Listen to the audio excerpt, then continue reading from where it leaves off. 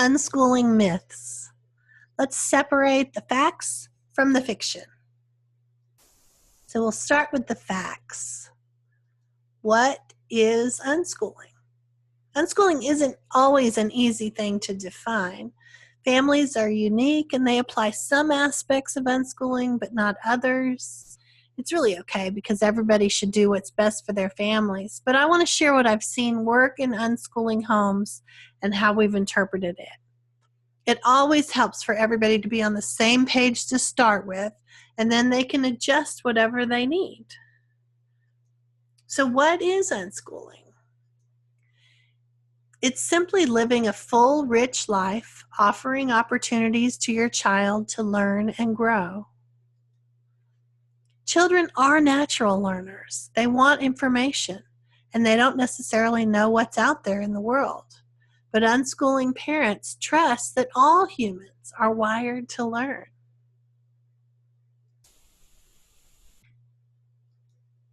So for unschooling to work at its best, the parent must be engaged with the child, probably more than if they chose any other learning modality. Connecting with them is a priority.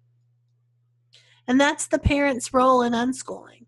The unschooling parent keeps one ear to the child, listening for their interests and their questions, and the other to the community, and now with the internet, the world, searching for creative opportunities that feed that desire to learn more about a topic. And before you say, hey, that's just good parenting, I would agree that many good parents do this on Saturdays or in the summer or during school breaks. But unschooling parents do it full time. And they recognize the benefits of doing this full time. Learning only happens when the learner is engaged. If the learner's not engaged, an incredible amount of time is wasted. Wasted time on lesson preparation, as well as wasted time on trying to impart knowledge to somebody that's only halfway listening. I've heard people say that you can't pour knowledge into a child's head and expect it to stick. And yet that's what we think is going to happen, right? That's how schools act, that they're going to pour this knowledge in and they're going to all come out with all the knowledge. When in fact, this is what often happens with all that pouring. You know what it's like to sit there and read a book and then realize, oh gosh, I haven't even paid attention to the last few sentences. You have to be engaged for your mind to grab what's going on. So here are the key points that everybody agrees when we say the word unschooling. That unschooling is not school. Unschoolers have broken free from the notion that curriculum and scope and sequences are necessary. They've realized that quizzing and grading and artificially dividing life up into subjects are props that schools use. It's familiar to us because most of us went to school. But that's about the mechanics of school, not the essentials of learning. Opportunities abound in everyday life for parents and children to interact on a variety of topics. It's very clear to parents whether the child grasps what they're talking about. A real conversation allows for the topic to be explored and expanded upon. And certainly this is a richer assessment than any 10-question quiz on Friday. One could even question the necessity of quizzing at all. When we as adults want to learn something, we simply explore the resources, we read, we practice.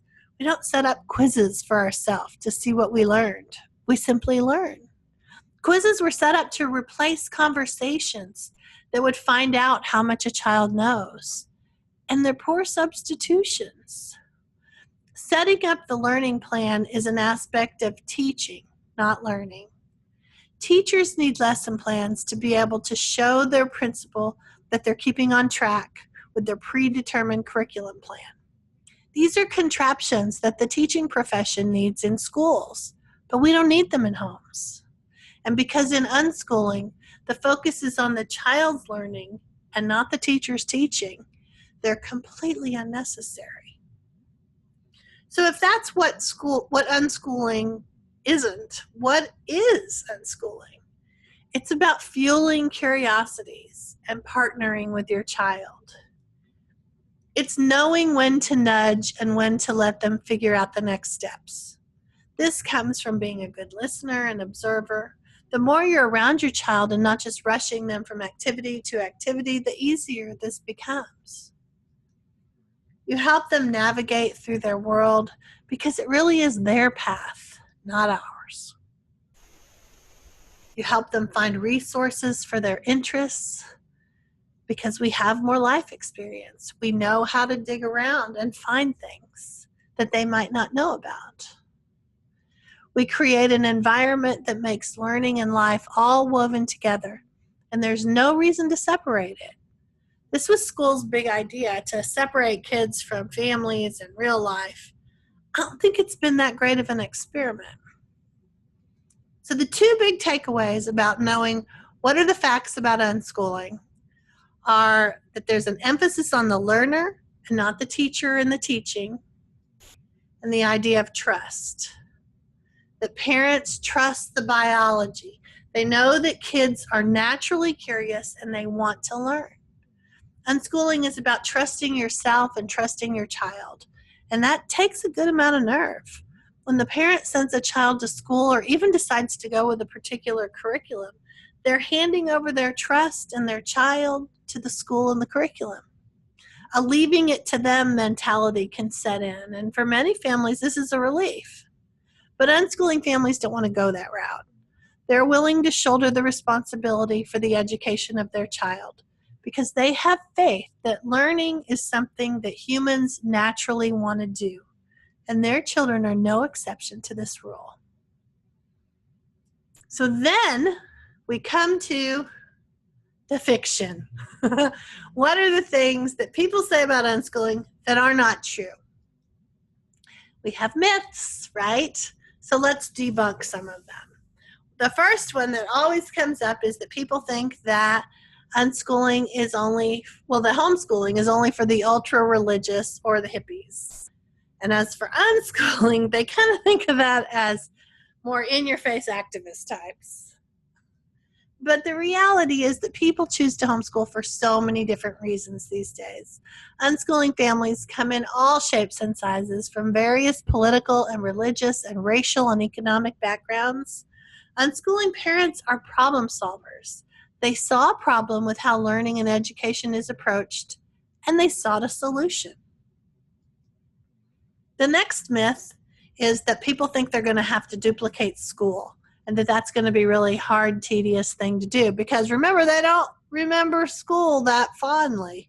So they're thinking this would be really crummy to have to be the one to bring that. And that's not true at all. That learning doesn't have to look the way school says it does. Many more creative ways exist. In fact, educational research shows that many of the ways schools are educating children are not the best practices. Unschoolers don't have the constraints of a bureaucracy or a system that has all sorts of other agendas. Instead, unschoolers can learn more about how children actually learn. They can see what works for their kids and truly create an individualized approach to learning. By following interests, expanding on strengths, and looking at learning as an adventure instead of drudgery, unschooled children are able to have a very different experience than those schooled children, or those of us that went to school. So the next myth, people think, what if I can't fill all the gaps in their learning? What are we going to do about that? Well, the truth is, everybody has gaps. Nobody can really fill all the gaps. And when you discover one, there's always Google or Siri or YouTube or Alexa. Remember, there's no real deadline for learning. We have our entire lives to learn anything we want. And something else to remember, when I was in school, Google, cell phones, Netflix, PowerPoints, YouTube, none of those things existed. Who knows what's going to be around by the time our kids are grown? Better to help them learn how to find and use the resources that are available to them than to be stuck memorizing rote facts that are easily accessed if they ever need them. The next myth is that opportunities are going to be lost. the doors are going to close. And the opposite is true. Mentoring, internships, travel, real-world involvement, they're all available to unschoolers. They can access anything whenever they have an interest that they'd like to pursue. They're not forced to do it just after 5 o'clock or before 9 p.m. or only on Saturdays. They have their whole week. The community is constantly at their fingertips. And if it's college that you're worried about, I can tell you that unschoolers attend college all around the world. In fact, colleges are eager to have them because they bring such a different outlook about learning. And they've had childhoods filled with all sorts of rich experiences. We've talked with attendance officers who say they want to see applicants who look different, who aren't exactly the cookie cutter of everybody else around them. So when your child has had an unschooled adolescence, they've had opportunities to expand and grow and learn about particular interests that then they want to maybe go to college and pursue a little bit more. Colleges are thrilled that they have that kind of experience and they know what they're coming for. There's another myth that unschooled children grow up with no rules, no structure. They've never heard the word no. How can that prepare them for the real world? And the reality is, we're not raising feral children. Life gives all kinds of opportunities for structure and limits. What unschooling parents do is they remove the arbitrary limits. Unschooling parents find ways to say yes to some part of a child's request. Oh, hang on a second. Unschooling parents find ways to say yes to some part of their request because they're all about partnering with their children to help them navigate their world. We all have financial or time-related limits, and I'm sure there's more categories than that, but those come to mind as the most logical. And unschoolers learn to work within budgets and also get the chance to build on curiosities or even pursue dreams. And more importantly, they have the opportunity to practice, to see what happens if they put the limits in different places. We believe that learning this in a partnership better prepares them than when they're off on their own without us as a safety net. So another myth is that we need an expert. But the reality is parents know their kids best. Resources are available in any area, including friends and relatives and even people you meet in passing within your community. And I really do believe that schools conditioned us to not trust ourselves. And we have this opportunity to break that cycle. The next myth is that unschooling is expensive, that it's only for the rich. And it's only expensive if you make it so. It doesn't have to be at all.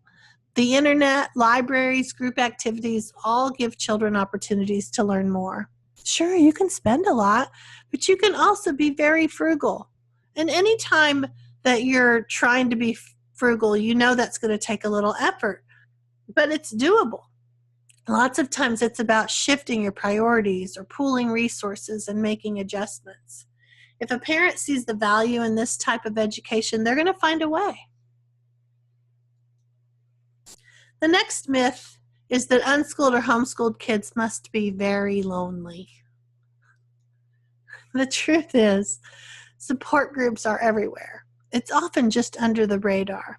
Often when you start to look for others, you notice that they've been there all along, you just didn't know. Community activities offer opportunities to meet people who share your interests instead of just sitting next to you in the desk beside you. Desk proximity is not the best way to make friends, but sharing interests is. Conferences and get-togethers happen all over the country, even the world. Many ways exist to make friends. And if you live in a more remote location, the internet can help you find a way to connect with others who share your interests. Parents just get creative about how kids can meet other kids or adults. The myth is that they're not prepared for the real world. And the reality is they're actually more prepared because they're living in the real world every day. They're not waiting for the bell to ring or the magic age of 18 to occur so they can start their life. The myth is that parents have to be disciplined and organized and have drive and knowledge and credentials. And that's not the reality at all. The reality is what's needed is creativity, resourcefulness, flexibility, a sense of adventure, and enjoying being with your children. So now you know. This is the facts and the fiction about unschooling. You can read more at suepatterson.com/blog. It's got all the articles that I've written for years. And also ways on how we could work together if you need a little more support. And unschoolingmomtomom.com is another website that I have that's a curated site that I've collected really the best writings from unschoolers around the world, actually. So you've got two good resources to go from here, and I will put some links down below for you. And I think that's it.